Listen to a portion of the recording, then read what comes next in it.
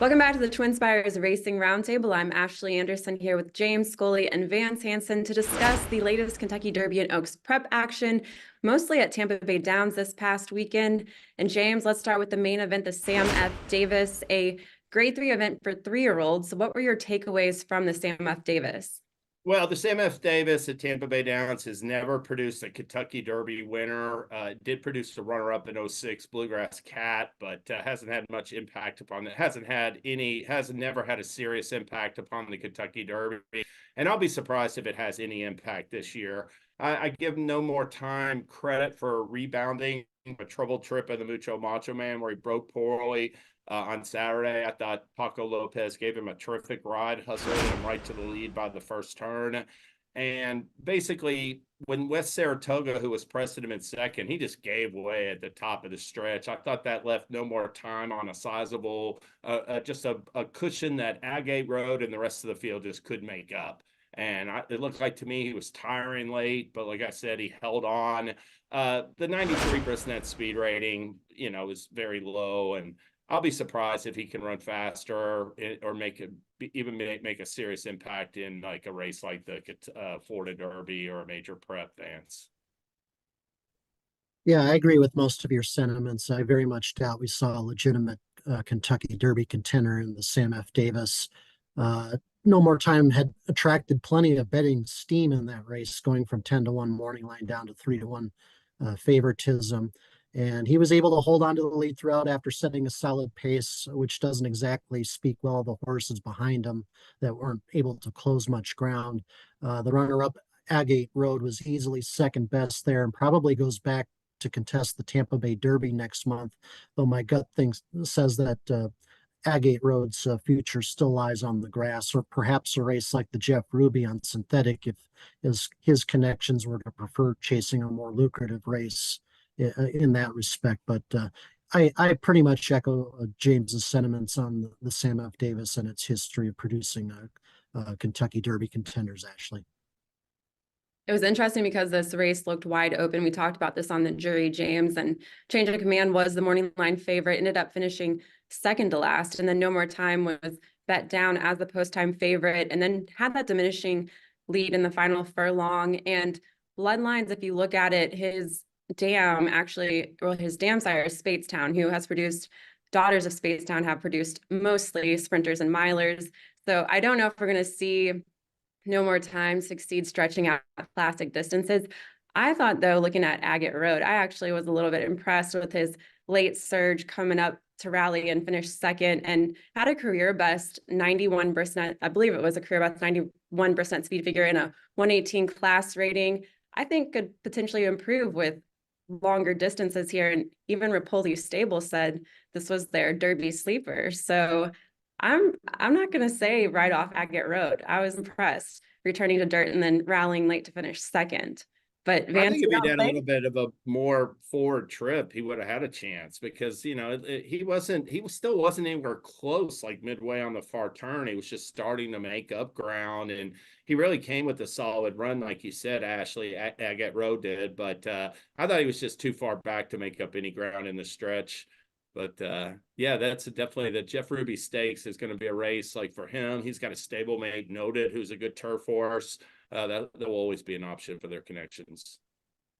Well, after Fierceness failed as the favorite in the Holy Bull, that was a Todd Pletcher-Rapoli pairing. And then we also had Life Talk in the Suncoast fail as a 2-5 favorite. So maybe Agate Road is the top 3-year-old from Rapoli and Todd Pletcher.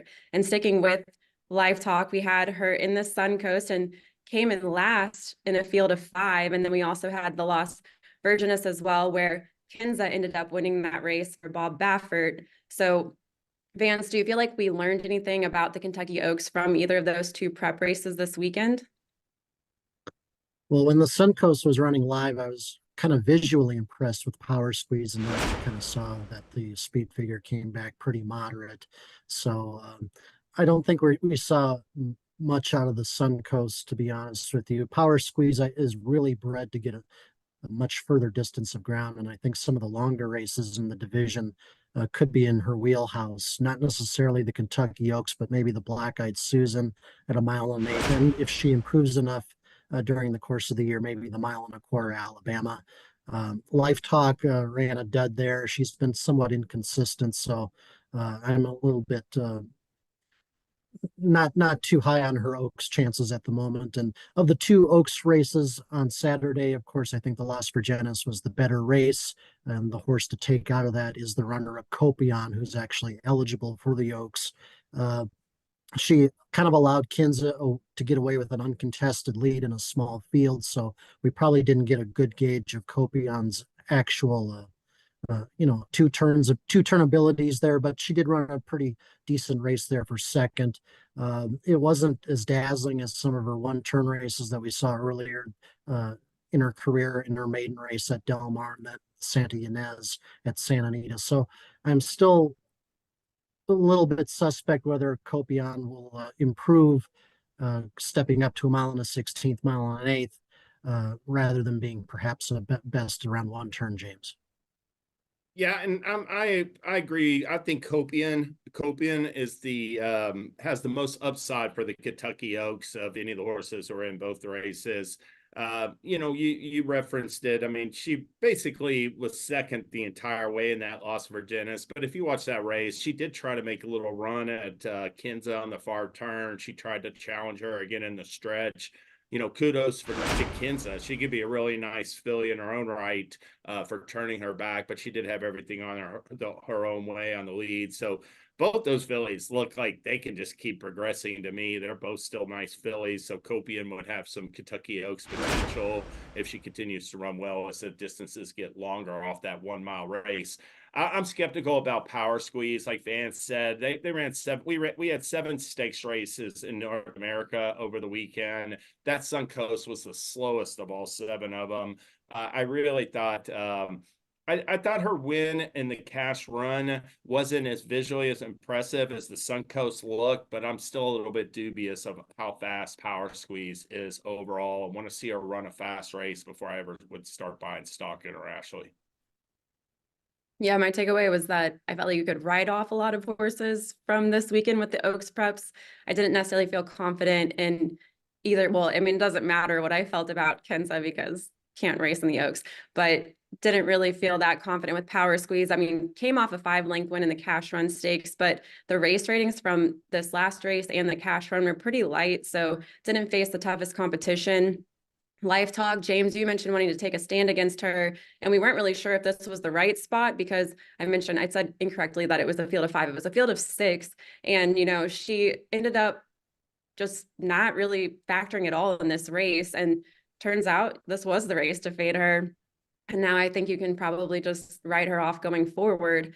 And then had a career worst day too with a 75 Brisnet speed figure and also a career low 112 class rating. So my biggest takeaway here was just, fading Life Talk going forward. And as far as what to do with Copion, I think, watch another race and maybe I'll feel differently, but didn't really feel like I found an Oaks winner this weekend. Well, Live Talk was set the pace in the Breeders' Cup Juvenile Fillies before she finished 4th, and she led wire to wire easily in the Demoiselle at Aqueduct. So, even with Power Squeeze, she's still a little bit of a stalker who was rating in that spot. Life Talk didn't break sharply. She never ran a step and basically trailed throughout. All right. Well, James, looking at the rest of the action this weekend, what else caught your eye?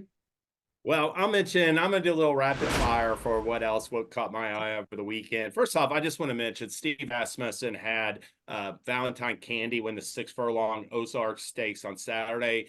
Booth came back, made his 3-year-old debut in a 6 furlong allowance on Sunday. Both colts won and won nicely, and they really look like talented sprinters, one turn distance types with a really bright future. At Turfway Park on Saturday night, Tennessee, a $1.2 million son of Justify for Windstar Sienna Farm, won his 2nd straight race. Now, Tennessee had broke his maiden the 2nd time out in mid-January by head. He had to work hard to win this 1 mile, 2-turn allowance by about a length, but I thought it was still an improved performance. He's gotten good seasoning in those 2 races. We'll see if he can step it up for Brad Cox and Stakes Company. He might head straight to the Jeff Ruby Stakes off that win. And like I said, he's got something going for him now off of back-to-back victories. And the third thing I'll mention is the Risen Star that is this Saturday. Joel Rosario opted off Track Phantom in the Gunrunner Stakes in December. He rode another horse for Asmussen. He got back on Track Phantom for the LeCompte. But on that undercard, Hall of Fame, a $1.2 million son of Gunrunner, broke his maiden by 10 lengths with Rosario. Both colts are in the Risen Star for Steve Asmussen. I thought for sure, Vance and Ashley, that Rosario would opt for Hall of Fame because I just thought he had the most long-term potential. But instead, he's riding Track Phantom, and Ricardo Santana Jr. will be on Hall of Fame. So I wanted to mention that, Vance. That really sort of surprised me. Didn't know what you thought about that jockey maneuvering. Yeah, we'll find out after the race whether that was the right move or not for Joel. But so that's something to look forward to. Going back to this past weekend, I wanted to focus on the 9th race at Tampa Bay Downs on Saturday, which was the race before the Sam F. Davis. It was a maiden turf event for 3-year-old fillies, and it resulted in a dead heat between two first-time starters. And of the two, I'm most intrigued going forward by Oversubscribed, who I think is a really good potential long-term prospect. The other dead heat winner, Bell of Rights, was up close throughout, pressing a very tepid pace. Unsubscribed was further back, so she had to work a bit to make up the necessary ground off of that slow pace. But she showed a terrific late kick in the final 16th to come on even terms with Bell of Rights at the wire. So Oversubscribed is an English-bred filly owned by Seth Klarman, trained by Chad Brown. And she is she's from the first crop of Too Darn Hot, who I was fortunate enough to see early in his career in person over in England. I saw him win the Champagne Stakes at Doncaster. He wound up being juvenile champion in England, and then he was a multiple Group 1 winner as a 3-year-old before retiring prematurely due to injury. Too Darn Hot had 4 Group winners in Europe last year, including top fillies in Ireland and Germany. So he's off to a good start at stud, and it looks like he's got a very really good 3-year-old filly with a lot of potential in Oversubscribed. And I think at some point this season, I wouldn't be surprised if she made the grade herself, Ashley. Well, real quick, taking it back to the Risen Star, speaking of Chad Brown, he's going to have Sierra Leone. And first I thought, this is going to be Track Phantom or Hall of Fame in the mix here for Steve Asmussen. But now with Sierra Leone in the field, do you give the edge to Sierra Leone, or are y'all thinking Track Phantom or even Hall of Fame with that rider switch? What do you think, James? Well, I give the edge a little bit to Track Phantom just because of his tactical speed. One thing about it is you sort of we're getting to the point where these jockey assignments are going to come into focus. So I don't know as far as the Derby goes, but I like Track Phantom because he has more speed than horses like Sierra Leone, Hall of Fame, more of a stalker, and even Honor Marie, who won the Kentucky Jockey Club and is coming back and is a contender. He's a late runner. Heck, you got Catching Freedom, who's in that race for Brad Cox off that win in the Smarty Jones. So it promises to be a dynamite race. Ashley, I know you'll be down there in New Orleans at Fairgrounds on Saturday. Vance, have you had a chance to look yet and make a pick for the Risen Star? I haven't yet, but I am very intrigued by Hall of Fame. I was very taken by that maiden win on the LeCompte Dander. Really fast performance, faster time-wise and figure-wise compared to Track Phantom's LeCompte wins. So I wouldn't be surprised if it came down to those two. And of the others that you mentioned, Sierra Leone, I am kind of concerned with his closing tactics, and Honor Marie's as well. This is basically a stepping stone, and I wouldn't expect those closers to necessarily peak on Risen Star Day. But, the 1 1/8 distance, they're all stepping up in trip now, and the extra distance could certainly benefit those two closers. Well, I figured I'd get your all's opinion before I head down there. I'm leaving tomorrow, and then I'll be seeing you, James, on the jury from Fairgrounds. So that'll be an interesting taping of the jury. But yeah, I don't know yet. I really liked Hall of Fame's debut, but I guess Track Phantom's probably the one right now to win and has been doing really well at Fairgrounds. So it'll definitely be interesting. But real quick, from this past weekend, what caught my eye, I'm taking it over to the sprint division, and Sibelius won the Pelican Stakes on the Sam F. Davis undercard for a second straight year. The 6-year-old was coming off a repeat win in the Mr. Prospector, and he followed a similar path to win the Group 1 Golden Shaheen last year, now heading back there again. He's currently in the mix as a top sprinter, but probably still a step below Skelly, Speedboat Beach, and then also the Chosen Brawn, who beat him in the Bing Crosby last year. Coming off that Golden Shaheen win, he ended up failing to even, well, he did hit the board in his next start and then didn't hit the board at all in his next two, but seems to be turning it around. And like I said, in the mix for top sprint division, Brisnet speed figures a little low right now compared to some of the others, but still kind of cool to see a horse come back and potentially win those 3 races again, back to back. I don't know how many times that's happened in history, but kind of cool to see a horse do that.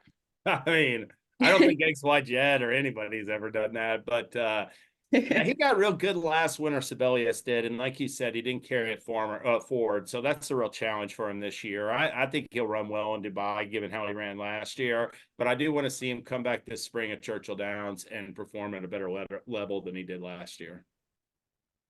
All right, well, that's all the time we have today for the Racing Roundtable. We'll be back next Tuesday with a recap of the Risen Star, and check us out on Thursday for our TwinSpires jury with our best bets and faves.